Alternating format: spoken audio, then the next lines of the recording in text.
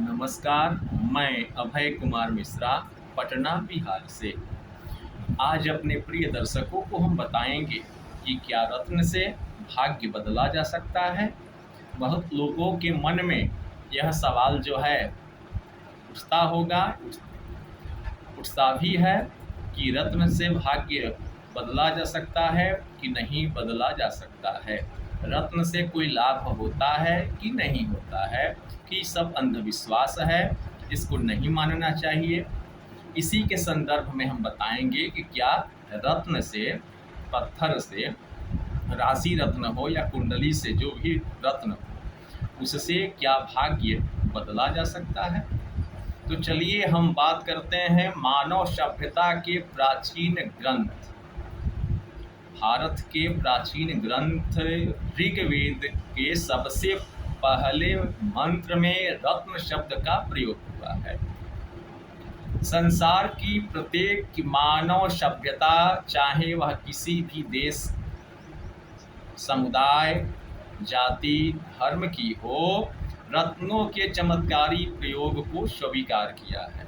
कोई भी हो, विज्ञान भी हो, मेडिकल साइंस हो, जो भी हो, सबने रत्न के प्रभाव को स्वीकार किया है पूरे विश्व में। इसके बाद जो है प्रश्न यह उठता है कि क्या रत्न धारण से रोग बीमारियां मिट जाती है। क्या रत्न पहनने से रोग मिट जाता है, कष्ट दूर हो जाता है। तो क्या रत्न धारण से दुर्भाग्य सौभाग्य में बदला जा सकता है। क्या रत्न धारण धार्मिक प्रक्रिया है या दिखावा है, सामाजिक व्यवस्था है, या रत्न केवल विलासिता का प्रदर्शन है, दिखावा है।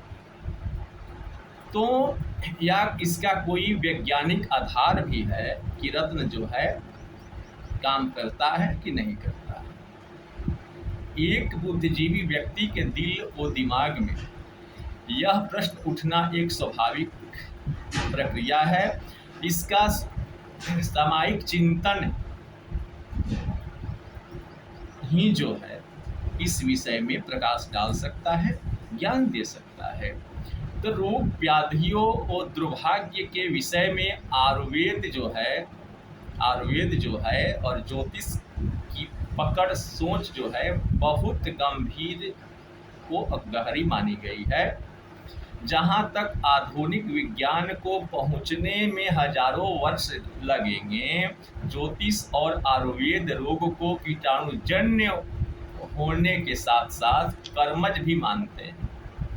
ज्योतिष और आयुर्वेद शास्त्र की यह मान्यता है कि पूर्व जन्म कृतम पापम व्याधि रूपेण बाधिता। पूर्व जन्म के पाप इस जन्म में बीमारी, घाव, रोग और दुर्भाग्य के रूप में प्रकट होता है। ज्योतिष और आयुर्वेद श्राप, वरदान, आशीर्वाद, प्रार्थनाओं और रत्न धारण की अदृश्य शक्तियों की जो है काफी विशेष रूप से मान्यता दी है तथा जप, तप, यम, नियम, दान, पुण्य एवं प्रायश्चित के द्वारा उन रोगों और दुखों का शमन जो है होता है। यह भी आयुर्वेद और ज्योतिष का कहना है। ज्योतिष और आयुर्वेद का यह मान्यता है कि चिकित्साएं एक सीमा तक ही आधारित है, जो उनको मानता है कि औषधियाँ जो हैं यदि रोगों को ठीक करने में निर्णायक होती तो किसी व्यक्ति की मृत्यु जो है कम एज में नहीं होती। अगर औषधि जो है पूर्ण रूप से काम करती तो जो लोग हैं, जितने लोग हैं कम उम्र में मरते हैं, वे लोग कम उम्र में न मर के 90 साल, 100 साल या 90 प्लस 100 प्लस तक जीते। लेकिन उसके बावजूद भी बच्चा मर जाता है, यंग मर जाता है, कब कौन मर जाता है, किस रोग से मर जाता है, यह कहना मुश्किल है। कभी भी किसी के साथ कुछ भी हो सकता है। तो भेषज रत्नावली के अनुसार, भेषज रत्नावली के अनुसार अध्याय 1 श्लोक नंबर 16 से 18 के अनुसार जिस प्रकार बत्ती दीपक तथा तेल के रहने पर ही दीप ज्वाला करती है, जलती है, उसी प्रकार आयुष्य कर्मों के रहने पर ही आयु की स्थिति जो है हो सकती है। आयु जो है जो लिखा गया है, क्योंकि बच्चा या बच्ची जब अपने माँ के पेट में रहता है, गर्भ में रहता है, उसी समय आयुष्कर्म शवितम च विद्या निधनमेव च पंचचिंतानि सृजन्ति गर्भस्थे निदेहिनः।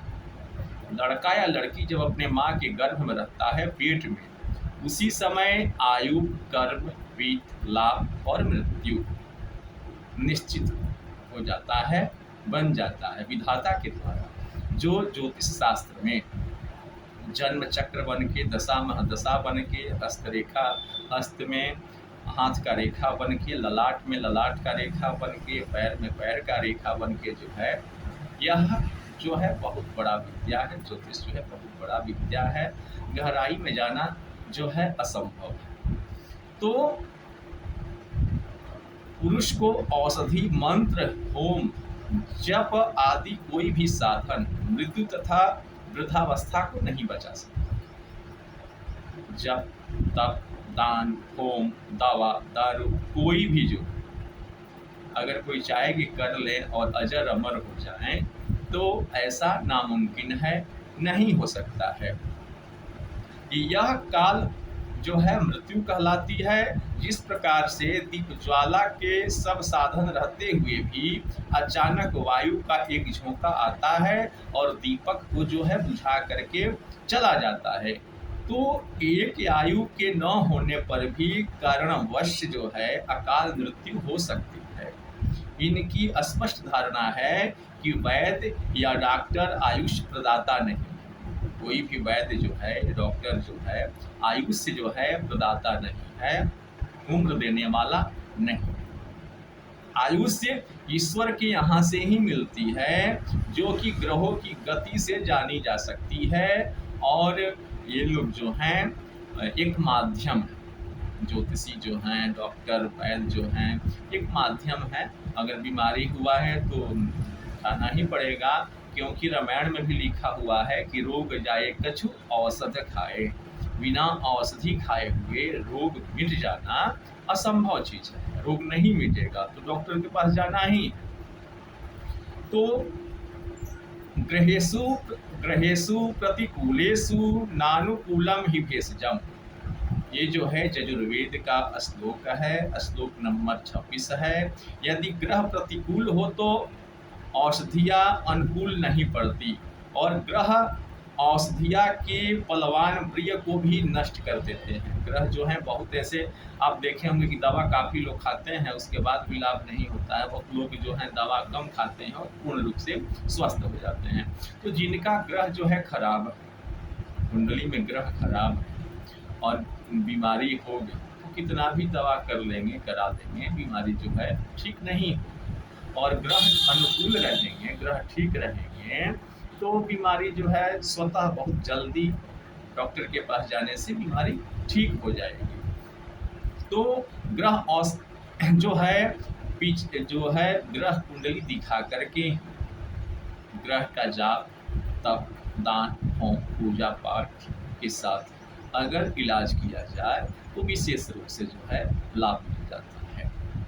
तो आसुरी, मानुषी, देवी चिकित्सा त्रिविधता में दिया गया है कि औषधि मंत्र मात्राणाम ग्रह नक्षत्र तारिका भाग्य काले भविष्य सिद्धि अभाग्यम निष्फलम फलम। रोग प्रकट होने पर सर्वप्रथम व्यक्ति को औषध चिकित्सा करनी चाहिए। रोग अगर हो जाए तो सबसे पहले डॉक्टर के पास जाना चाहिए। दवा काम न करे तो रत्न का सहारा लेना चाहिए। और ऋग्वेद, यजुर्वेद, सामवेद, अथर्ववेद में कहे गए आशीर्वाद मंत्रों को पढ़ता है तो समस्त प्रकार के रोग शांत हो जाते हैं। यह भी लिखा गया है शास्त्रों के द्वारा।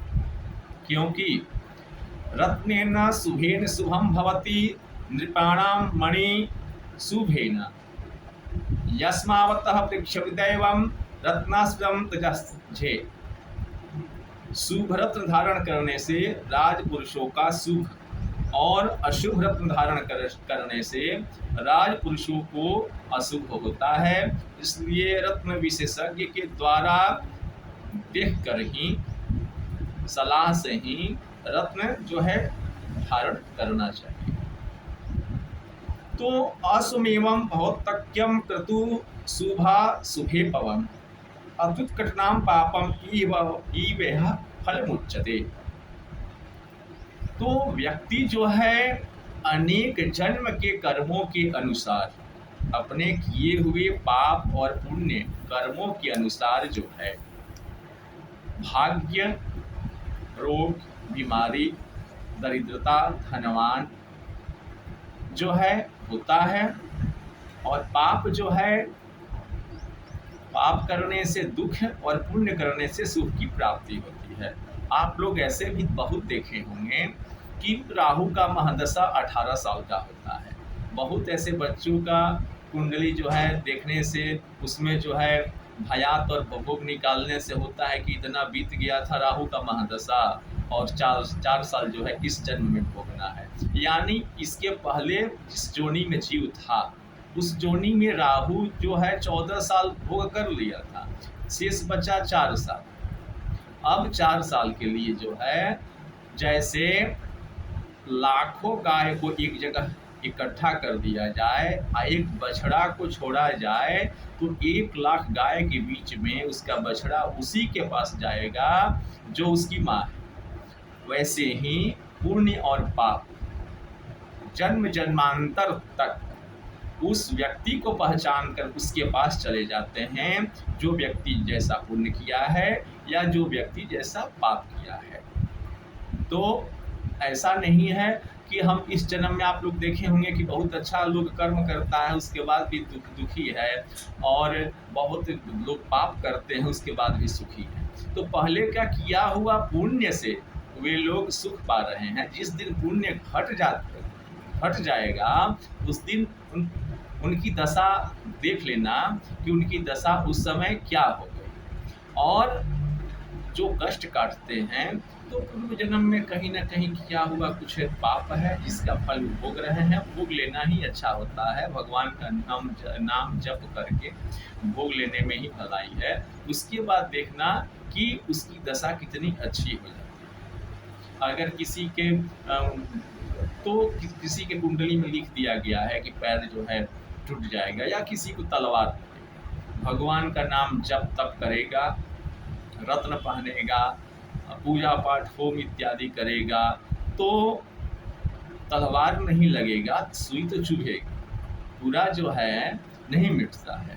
तो रत्न से जो है भाग्य से लेकर के दुर्भाग्य से लेकर के बीमारी से लेकर के और दाम्पत्य सुख, पुत्र प्राप्ति, तन धन जो है उसको जो है विशेष रूप से 100 नहीं तो 90% टाला जा सकता है। इसमें किसी भी प्रकार का संदेह नहीं है।